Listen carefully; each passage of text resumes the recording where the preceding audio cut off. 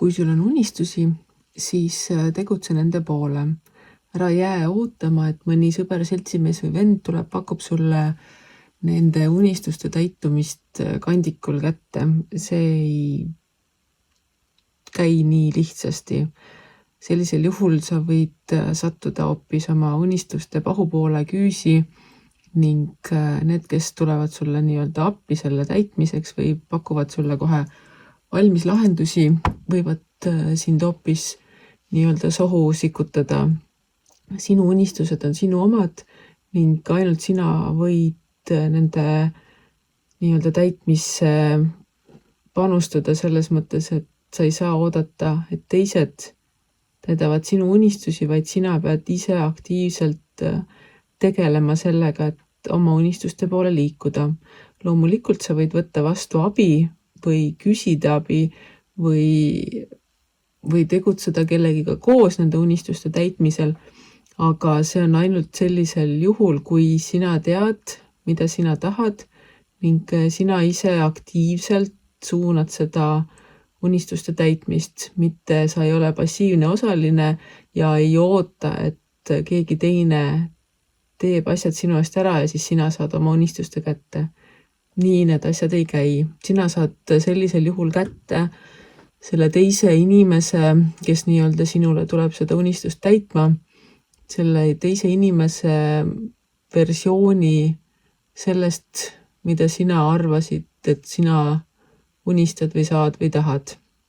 Sest et alati on teine inimene ei näe seda maailmapilti, mida sina oled kogenud, temal puudub sinu arusaamine asjadest ning temal on enda kogemused, enda õppetunnid, enda läbikäidud tee ja tema teeb otsuseid ja valikuid selle põhjalt, mitte sinu möödunute ja oskuste ja asjade põhjalt. Nii et kui sa jääd ootama seda printsi valgel hobusel, kes kõik sinu mured ära lahendab, siis seda sa võidki unistama jääda, sest sellist asja ei juhtu.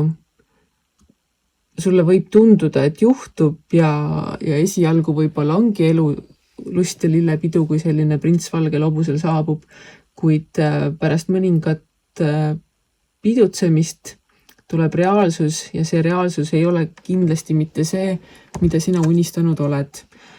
Nii et kui sa jälgid iseenda teemasid, iseenda unistusi, siis sul võib olla kaaslane, kellega te käite, teed nende unistuste poole, kuid ära siis jää ootama, et see kaaslane on see, kes toob sinu unistuse sinule kandikul. Sina pead elama oma elu, tema elab oma elu ning kui te seda ära ei unusta, siis teie unistused võivad olla veel suuremad kui nii-öelda üksinda või nende unistuste lahendused võivad olla veel suuremad kui unistused ise. Ning et see toob ka selle kaasa, et sa ei saa jääda peitu enda nii-öelda unistuste taha ja mitte tegeleda asjadega, sest et sinu enda mineviku võib-olla traumad, probleemid võivad ka mõjutada selle unistuse nii-öelda reaalsuseks saamist. Samal ajal siis peaksid tegelema iseenda nii-öelda mineviku võib-olla mõttemustrite natukene muutmisega, et saavutada seda unistust just sellisena, nagu sa päriselt saavutada tahad ja mitte jääda lootma või mitte jääda seisma selle koha peal, see käib kah. Nii et vaata enda sisse, kas kõik see nii-öelda pimedam pool sinus, mida sa võib-olla ei ole julgenud siiamaani endale teadvustada, toetab sind selle unistuse täide saamisel või see pigem takistab ja kui ta takistab, siis on mõistlik sellega tegeleda ning vaadata, kuidas saada mõningatest murekohtadest üle ning minna parema, kergema ja helgema sammuga sinna unistuste saavutamise poole.